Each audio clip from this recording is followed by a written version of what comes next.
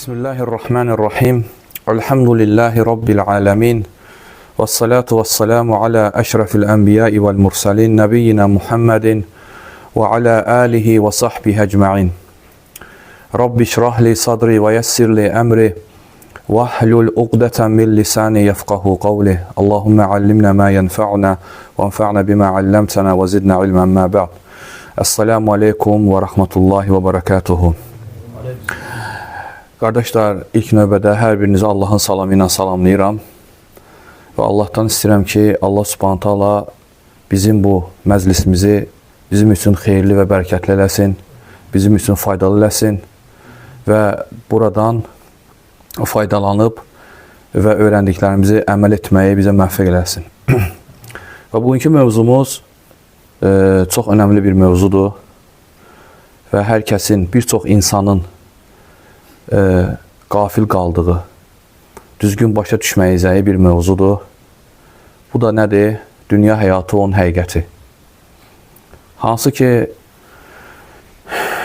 biz bir şeyin həqiqətini əslində öz nəfsimizin bizə dediyinin qəbul edərək yox, və yaxud da şeytanın bizə dediyini qəbul edərək yox, biz bir şeyin həqiqətini Allahın kitabından və Peyğəmbər sallallahu aleyhi ve sellemin mübarək sünnəsindən götürməliyik.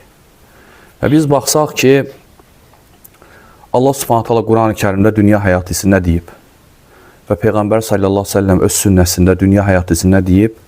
Və biz əgər həqiqi möminiksə, həqiqi Allah Rəsulu sallallahu aleyhi ve sellemin yolunu gediriksə, mütləq onları özümüzə nümunə götürməliyik. Və biz də o dünyaya elə yanaşmalıyıq. Və biz bilirik ki, insan dünyaya başlı başına gəlməyib. Yəni gəlsin, yesin, içsin, heyvanlar kimi əylənsin, ailə sahibi olsun və çıxıb getsin. Heç bir şey olmamış kimi. Xeyr. Allah Subhanahu taala hər bir insanı və cini müəyyən uca bir məqsəd üçün yaradıb. Və bu da nədir? Allah Subhanahu taala Zərriyyət surəsinin 56-cı ayəsində buyurur ki: "Və mə xalaqtul cinnə vəl insə illə liya'budun." Mən insanları və cinləri yalnız mənə ibadət etmək üçün yaratdım. Yəni biz bu dünyaya ibadət üçün gəlmişik, ibadət etmək üçün. Və o ibadəti öyrənib, əməl etməyimiz üçün. Lakin çox insanlar dünyanı əsas hədəflərinə çeviriblər və dünyadan düzgün istifadə eləmirlər. Və sonda da çox böyük peşmançılığa uğrayacaqlar. Çünki qiyamət gününün adlarından biri də nədir? Peşmançılıq günü. O gün insan peşman olacaq. Və Allah Subhanahu taala dünya haqqında, dünyanın halı haqqında Quran-ı Kərimdə bir çox yerlərdə danışıb.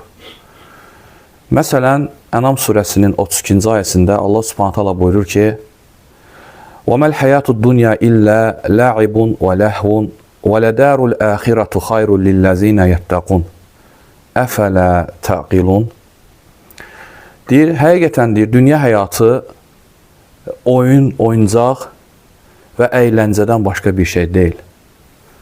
Və axirət yurdu isə Allahdan qorxanlar üçün daha xeyirli bir yerdir. Yəni, kim Allahdan qorxursa, onun üçün daha xeyirli yer haradır? Axirət.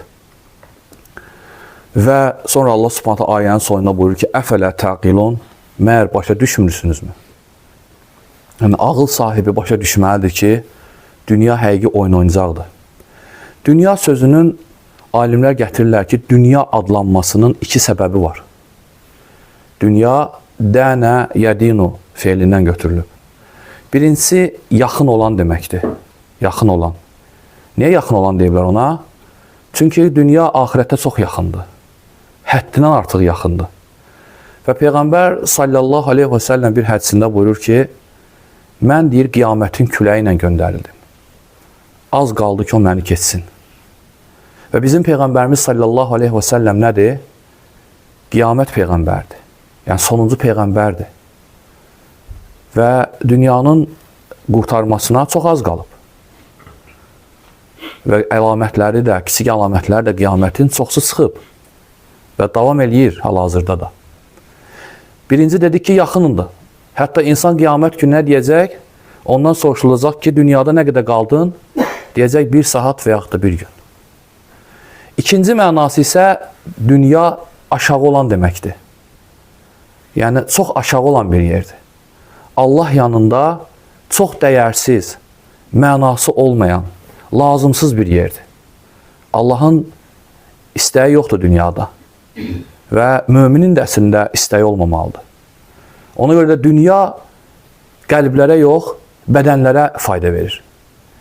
Əsl qəlbdə faydalanan nədir? İnsanın iman neməti. Əgər bir insanın qəlbində iman yoxdursa, o dünyada heç vaxt faydalana bilməz. Mən a'rada an zikri fə innə ləhu məişətən dankə. Kim mənim zikrimdən üz döndərərsə, biz ona sıxıcı həyat verərik. Və başqa bir ayda Allah Subhanahu taala buyurur ki, mömin olaraq yaxşı iş görən kişi və qadınlara əlbəttə ki, gözəl həyat bəxş edəcək və etdikləri ən yaxşı əməllərə görə onları mütləq mükafatlandıracağıq. Yəni, gözəl həyat hardadır? Mömin olmaq və salih əməl görməklə. Ona görə də dünya çox pis bir yerdir əslində. Sadəcə insan gəlir bura, mömin gəlir bura və faydalanır, çıxır gedir. Amma digərlər üçünsə dünya oyun oyuncaqdan başqa bir şey deyil. Ona görə Peyğəmbər sallallahu əleyhi və səlləm cihadda olanda sahabənin qamçısı yerə çürətdən, qamçı, atı. Və Peyğəmbər sallallahu əleyhi və səlləm ona deyir ki, bu qamçının cənnətdə düşdüyü yer dünya və içindəkilərdən xeyirlidir. Dünya və içindəkilərdən. Və başqa bir hədisdə buyurur ki, sübh namazının 2 rükət sünnəsi dünya və içindəkilərdən xeyirlidir. Halbuki biz o dünya üçün özümüzü öldürürük. Və alimlər gətirirlər ki, bu ayədə Allah Subhanahu taala niyə görə dünyanı boş oyun oyuncağa bənzətdi? Birinci mənası odur ki, dünya əhli, yəni dünya işləri onların başlarını qatır. Sanki əylənirlər, aldanırlar və onların zövqi, onların həyatı bitəndə qurtarır. Sanki oyundur bu. Oyun qurtaranda da onların zövqləri bitir. Lakin möminlərin zövqi, ləzzəti əbədidir. Onlar əbədi zövq içində olacaqlar. Həm bu dünyada imanla zövq alırlar qəlblərində, ahirətdə isə daha əzəmətli bir ləzzətə nail olacaqlar. Və ikinci isə nədir? Yəni, dünya həyatı, o qədər insanlar dünya həyatına bağlanırlar ki, o dünya həyatı onları aldadır, onları yatışdırır, sanki sərxoş edir. Və bir də insan açan ayılır, öləndə ayılır ki, mən əslində bir oyunun içindeydim, xəbərim yox idi. Və qayıtmaq istəyir, lakin orada artıq qayıtmağa yer yoxdur. Ona görə də dünya həyatının bu ayələrdə oyun oyuncaq adlandırılmasının səbəblərindən ikisini zikr etdik.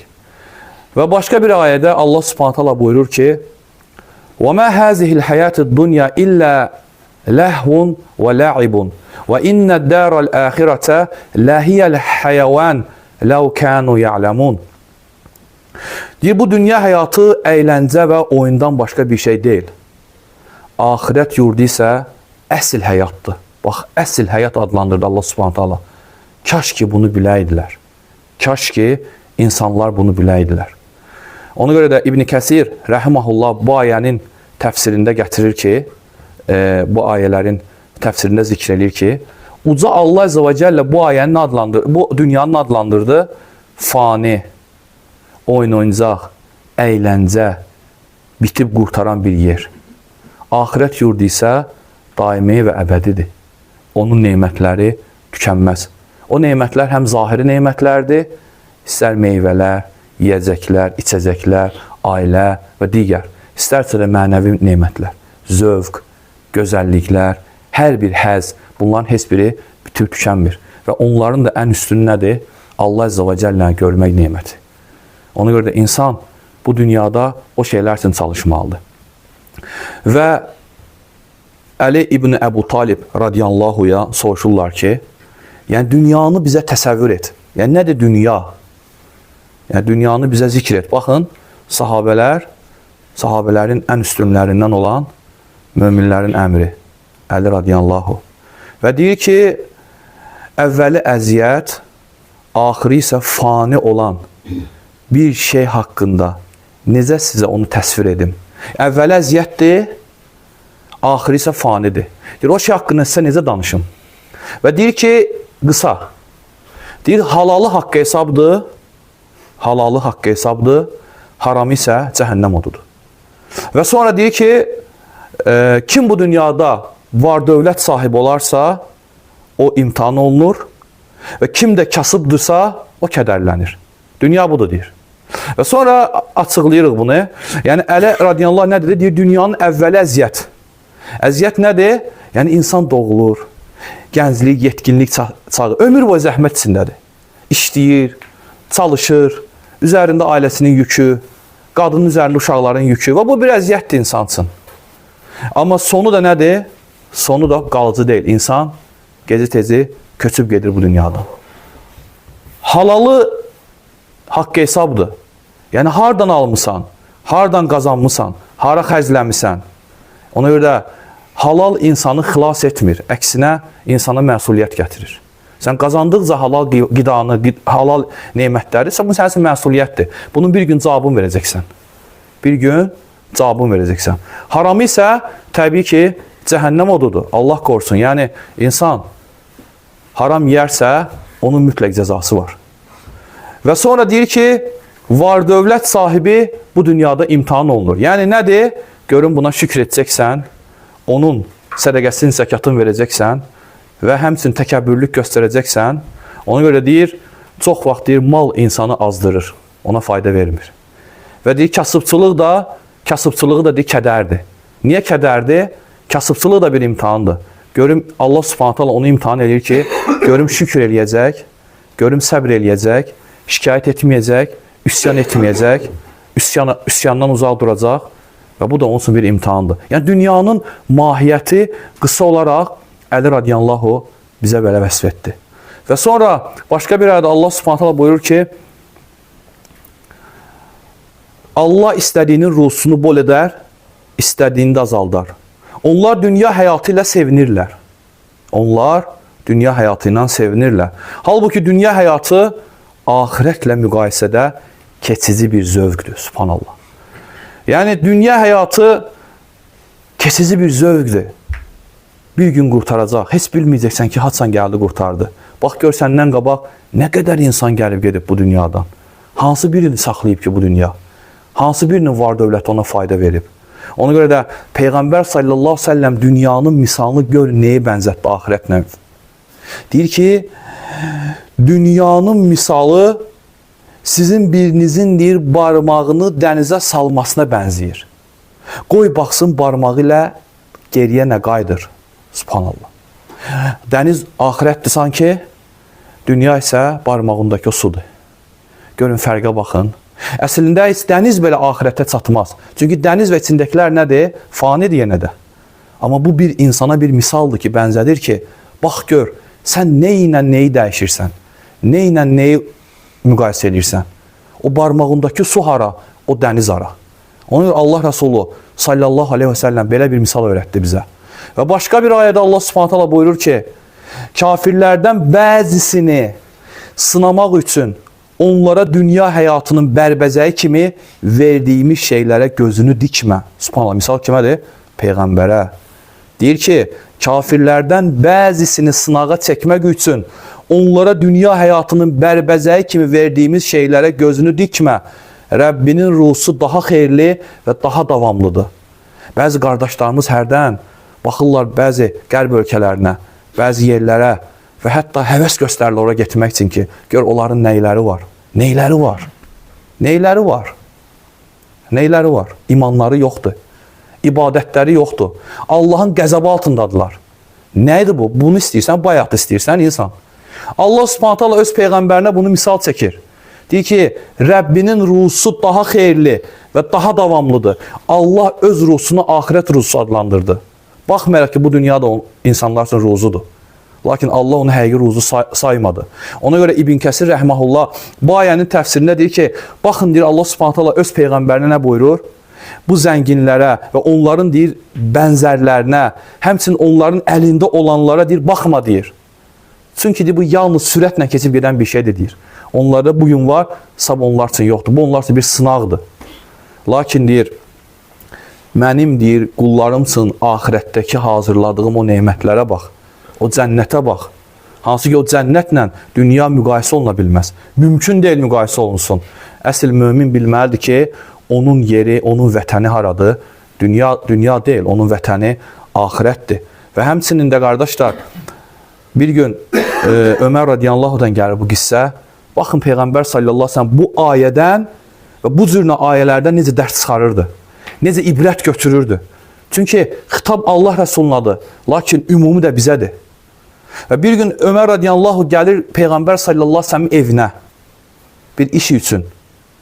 Və gəlir görür ki, Peyğəmbər sallallahu aleyhi ve sellem həsirin üzərində uzanıb, həsir.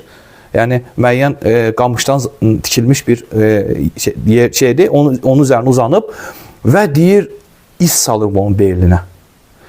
Və evin içinə baxır, görüm nə var Allah Resulü sallallahu aleyhi ve sellem evin içində.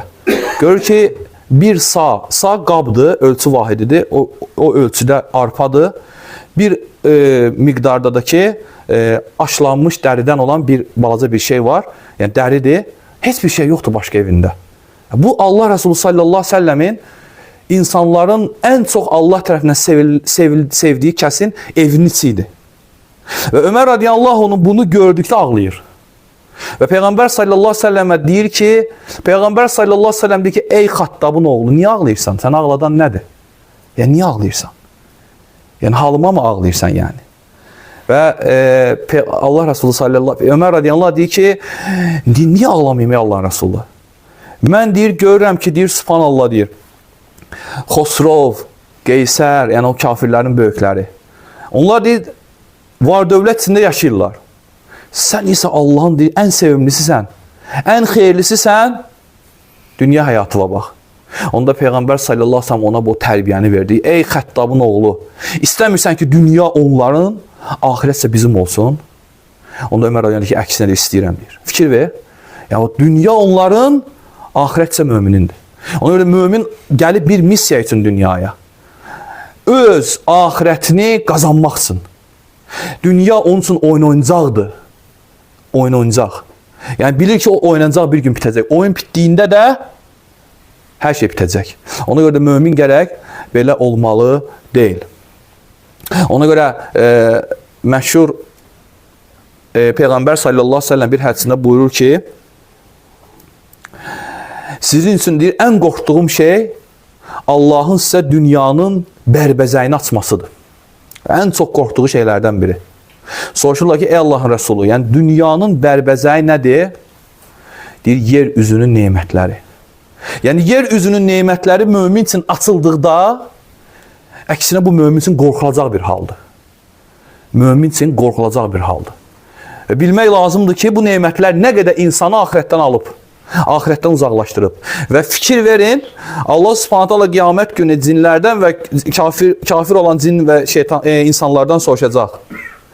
Məyər sizə mənim ayələrimi oxuyan və sizi bugünün dəhşəti ilə qorxuzan peyğəmbərlər gəlmədimi? Onlar elə əksinə gəldi və deyəcəklər ki, dünya həyatı onları aldatdı. Dünya həyatı onları aldatdı. Dünya həyatı bir içki kimidir. Onun sərxoşluğu nədir?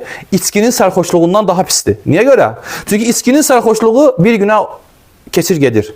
Amma dünyanın sərxoşluğu bir də öləndə qurtarır. Onda da gec olur. Onda da nə olur? Gec olur. İnsan aylanda gec olur və onda da tövbə edə bilmir. Və Allah subhanahu ta'ala başqa bir ayda buyurur ki, bilin ki, dünya həyatı oyun və əyləncə, bəzək-düzək, bir-birinizin yanında öyünmək, var dövləti və oğul uşağı çoxaltmaq istəyindən ibarətdir. Baxın, budur dünya həyatı. Bu elə bir yağışa bənzəyir ki, ondan əmələ gələn bitki əkinçiləri heyran edir. Sonra o quruyur və sonunun sapsarı olduğunu görürsən, həmin əkinin. Sonra isə deyir, o çör-çöpə dönür. Kimisi ahirətdə şiddətli əzab, kimisini də Allahdan bağışlanma və razılıq gözləyir. Dünya həyatı aldadıcı ləzzətdən başqa bir şey deyil. Fikir verin, Allah Subhanahu dünya həyatını burada nəyə bənzətdi? Yəni ya övladlarını çoxaltmaqla öyünürsən, ya mal dövlət yığmaqla yarışırsan, ya kiminsə yanında təkəbbürlənməklə çalışırsan. Yəni dünya həyatı budur. Və bunun hamısı bitəcək. Və sonra nəyə bənzədir Allah Subhanahu dünya həyatını? Yağış yağır və sonra da o yağışla, yəni əkinlər yaşıllaşır, bağlar yaşıllaşır və bu da o bağ sahiblərini ləzzət verir. İnsanlar da elədir, dünyaya baxırlar, onun bəri-bəzəyi insanları aldadır. Lakin bilmək lazımdır ki, sonradan o əkinlər nə olur? Sapsarı olur. Və bu iki cəhətdən belədir. Həm insanın özü cəhətdən, insan birinci cavan olur, baxırsan ki, istəyi çox olur. Sağlamlıq var, güc var, biraz da mal dövləti olur. Lakin sonradan nə olur insan? Qocalır və heç nə həvəsi olmur. Nə əvvəlki iştahı qalır, nə əvvəlki sağlamlığı icazə verir ki, dünyadan istədiyi kimi zövq alsın və nə də ki, nədir? O şeylərə pulu qalır, işləyə bilmir. Hətta hərdən bir qoca insana baxın, qardaşlar. Çox yaşlı bir qoca insana.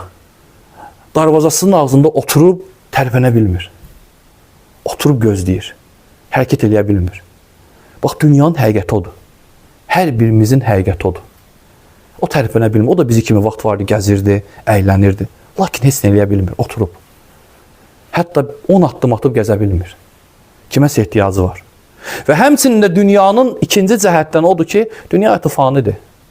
Bugün səndə olan sağ başqasındadır. Bugün özünü onlar üçün öldürdüyün o dünya malı səhər gün başqa ola bilər düşmənində olsun. Bugün tikdiyimiz o evlər, Allah bilir 150 ildən sonra, 100 ildən sonra kimlər qalacaq o evlərdə? Kimlər o evlərin sahibi olacaqlar? Allah bilir. Dünya həyatı köçəri bir yerdir. Ona görə də məşhur alimlərdən olan Hatimil Əsam rəhməhullah deyir ki, dünyanın bir misalı sənin bir kölgən kimidir. Kölgən kimi. Deyir, onu tutmağa çalışsan, səndən uzaqlaşır. Hər dəfə gelsən üstünə, qaçır səndən. Onu buraxsan, deyir, ardınca gəlir. Fikir ver. Yəni, necə gözəl misaldır. Bilirsiniz də bu Hatimil Əsam rəhməhullah kim olub? Əsam kar deməkdir. Əslində kar olmayıb. Böyük alimlərdən də bu rəhməhullah. O, bilirsiniz də İslamda təğafül var. İmam Əhməd deyir ki, din 10-dursa 9-u təğafüldür. Təğafül nədir?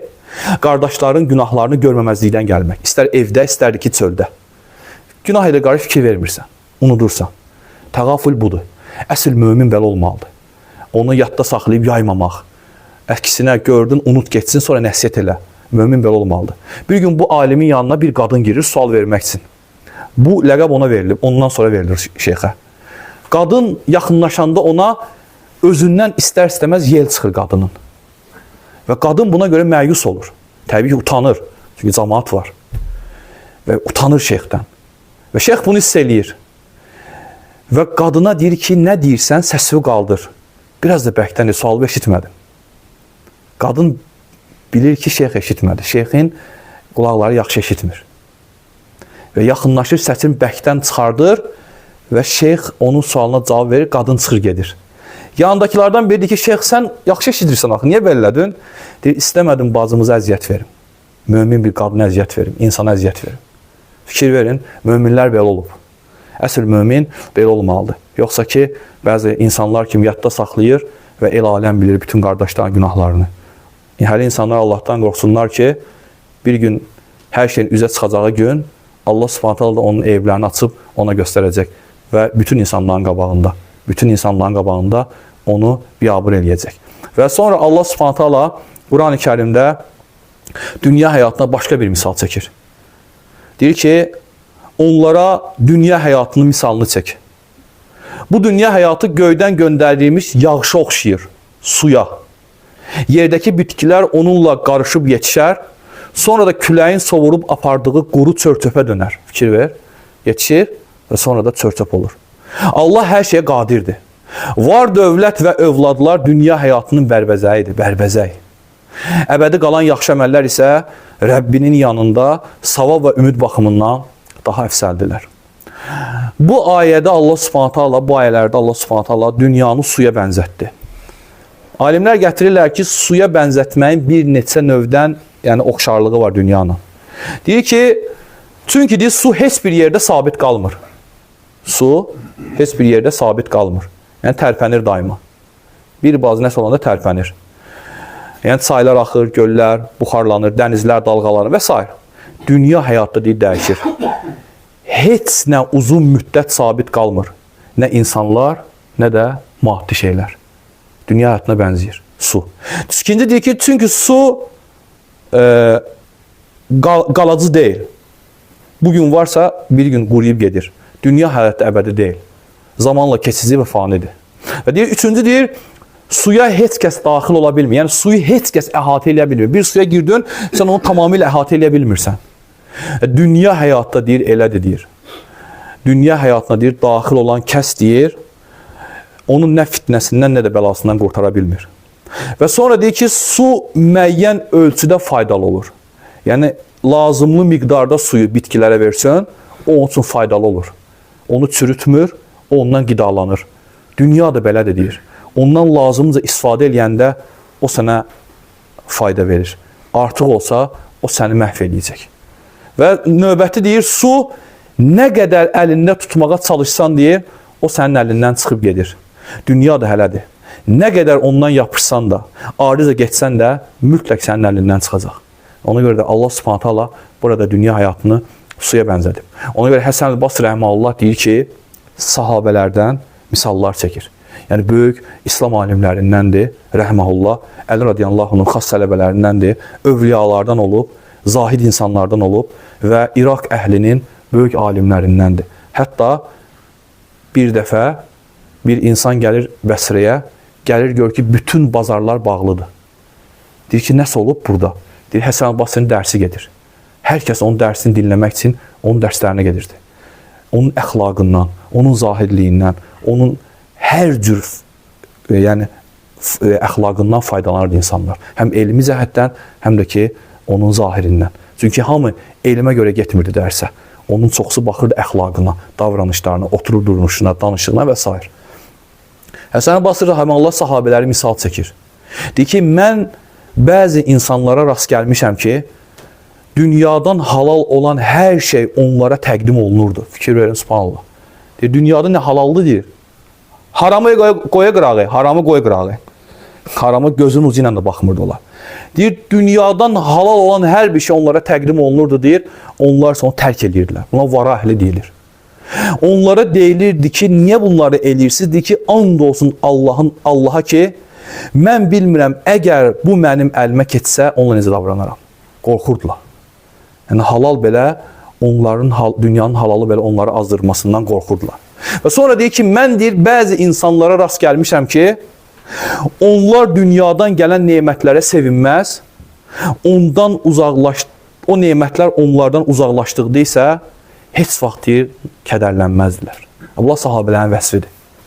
Və üçüncü deyir ki, mən elə insanlar gördüm ki, deyir, onlardan deyir, hər biri ömrünə öz pulundan daha qısqancı idi.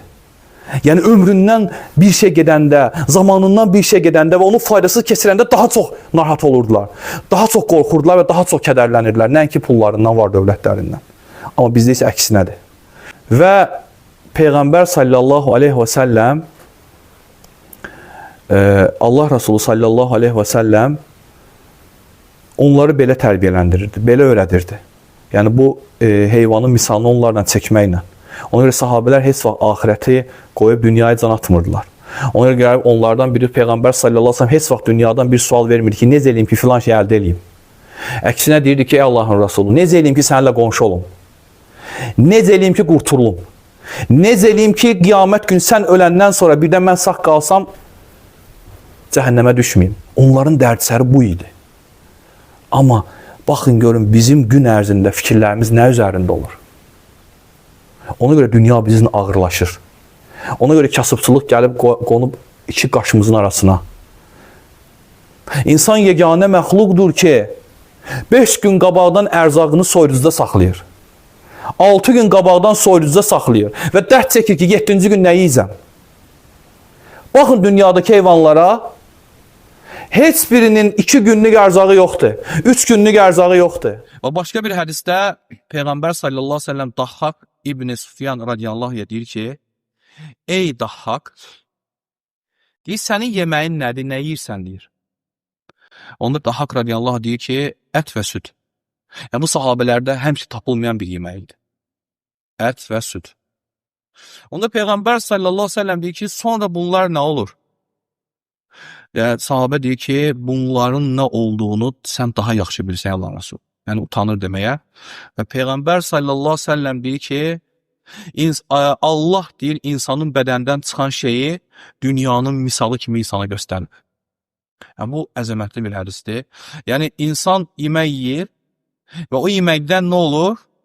O yemək bir neçə dəqiqədən sonra, ola bir saatdan sonra, ola bir 2 saatdan sonra dəyərsiz bir şey olur. Hansı ki, sən 1-2 saat bundan qabaq o yeməyə can atırdın. Amma onun nəyə çevrildiyini isə iyrənirsən. Və dünya da deyir, belədir deyir. İnsan onu sevir, onun üçün çalışır, amma həqiqi onun mahiyyəti öləndə və axirətdə üzə çıxacaq ki, o nə idi? Sən gör, nə üçün özünü öldürürdü? Onun cazibəsi zahirdə cazibəlidir, amma daxildə isə faydasız və keçicidir. Ona görə bu hədis insana dünyanı tam tərk etməyə göstərmir. Əksinə, nəyə göstərir insana? İnsan dünyadan ehtiyacı qədər götürməlidir. Ehtiyacı qədər. Yəni, dünyanı özünə məqsəd eləməməlidir. Və başqa bir hədisdə Peyğəmbər sallallahu aleyhi ve sellem buyurur ki, həqiqətən dünya şirin və cazibədardır. Allah sizi orada bir-birinizin yerinə varis edəcək. Və necə davranacağınıza, necə əməl etdiyinizi təyin edəcək orada. Eləcə dünyadan çəkinin və qadınlardan çəkinin. Çünki İsrail oğullarının ilk fitnəsi kim oldu? Qadınlar tərəfindən oldu. Yəni, bu hədis də yəni, bizə nəyə göstərir? Yəni, dünyanın cazibədar və bərbəzəkli olması. Yəni, insan onu yaşıl və həmsinin yaşıl, bərbəzəkli, gözəl olanda nəfs onu istəyir. Sonra nə olur? Sonra onun həqiqiliyi üzə çıxır. Və Peyğəmbər sallallahu aleyhi ve sellem deyir ki, yəni, orada hər kəs fanidir. Bugün sən gələcəksən, növbəti nəsil gələcək, növbəti nəsil, yəni hər kəs bir-birinin yəni, dalı izə gələcəklər dünyada. Ona görə də dünyaya insan aldanmamalıdır. Dünyadan insan çəkinməlidir və dünyanın da burada dünya fitnəsinin içində qadınların fitnəsini xas olaraq Peyğəmbər sallallahu aleyhi ve sellem niyə bildirdi? Çünki qadın fitnəsi dəhşətli fitnədir. Qadın fitnəsi dəhşətli fitnədir. Ona görə də insana verilən ən gözəl nemətlərdən biri nədir? Gözəl həyat yoldaşı. İmanlı həyat yoldaşı.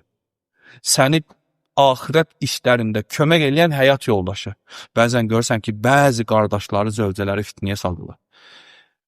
Lazımsız dünya malına görə onu sıxırlar. Get işlər, get filan şeylərlə məşğul. Biraz da çox pul gətirir və bir də görürsən ki, subhanallah, insanların axirət əlindən getdi. Və bəzən də görürsən ki, onları harama meylətdirirlər.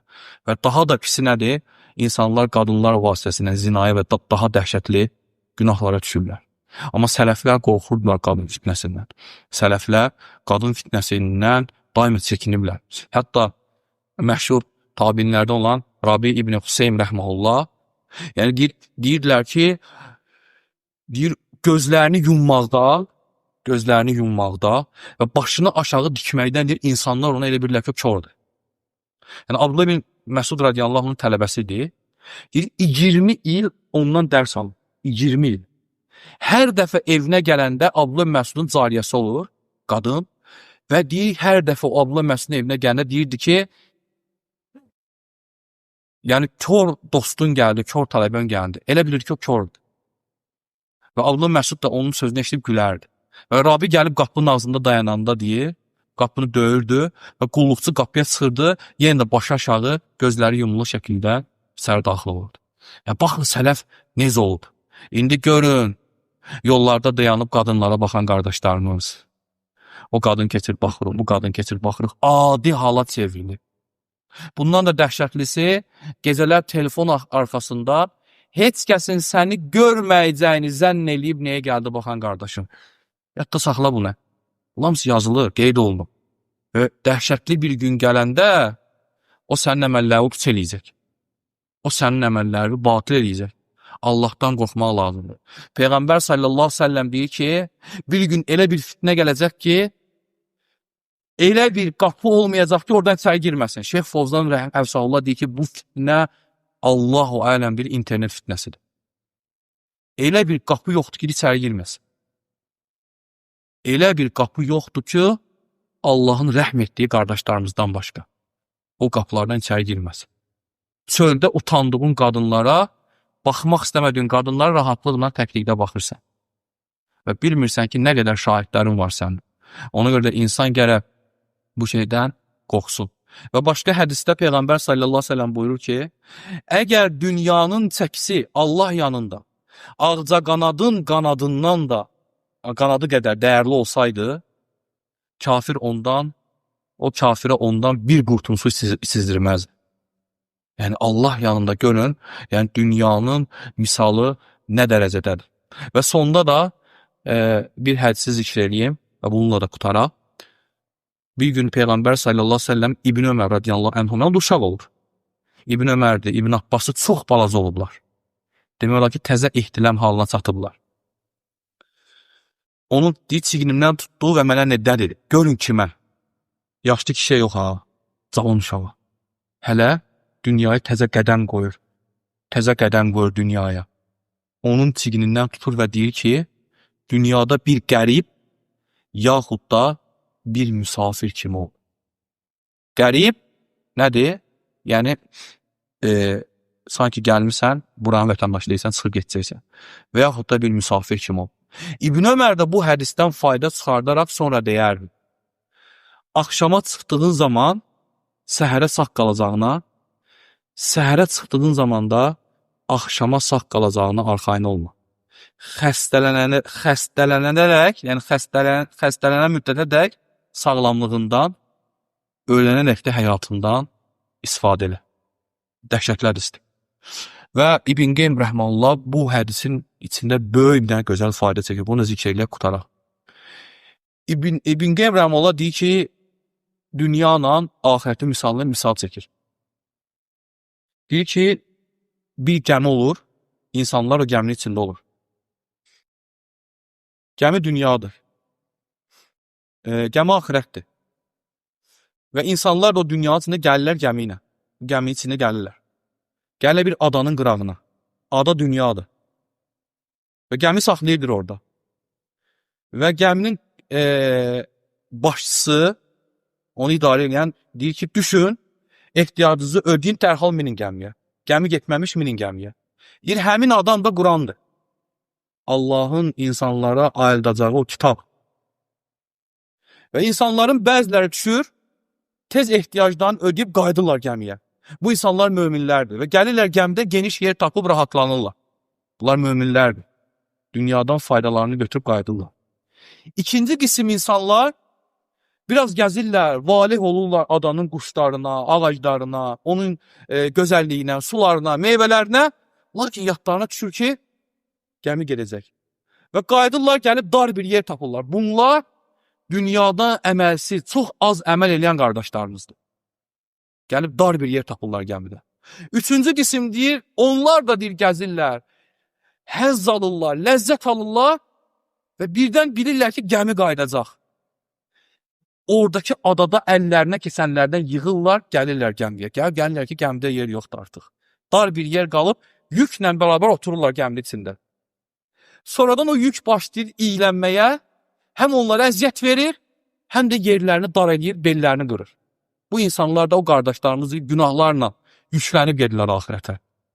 Və dördüncü qism isə Allah qorusun, o adada ilişib qalıb, o adanın içində qalıb, oranın fani gözəlliyinə aldanır və sonradan o adanın yırtıcı heyvanlarına, zəhərli ilanlarına və adanın digər başqa şeylərinə tabi olub, orada ölüb gedən insanlar. Bunlar da dünyanın qulları olan insanlar. Ona görə də insan ayılmalıdır. Və ayılmalıdır ki, dünya nədir? Dünyanın həqiqəti nədir? Və biz dünyaya nə üçün gəlmişik? Əgər dünya zərrə qədər gözəl bir şey olsaydı, bir ayə, bir hədis tapardıq ki, Allah Subhanahu taala nə deyir? Onun üçün yarışın. Elə bir şey gəlib, mümkündür. Allah Subhanahu əksinə deyir, وَسَارِعُوا إِلَى مَغْفِرَةٍ وَجَنَّةٍ عَرْضُهَا السَّمَاوَاتُ وَالْأَرْضُ Uiddat lil muttaqin. Genişliyi yerlər və göylər qədər olan müttəqilər üçün hazırlanmış cənnətlər üçün yarış. Bax, yarış onun üçün olmalıdır. Allahdan istəyirəm ki, Allah Subhanahu bizi eşitdiyi faydalananlardan eləsin və bizi dünyanın və onun fitnəsindən qorusun. Düzün Allah bilir. Və sallallahu əleyhi və səlləm Muhammedin və alə alihi və sahbihi ecmaîn.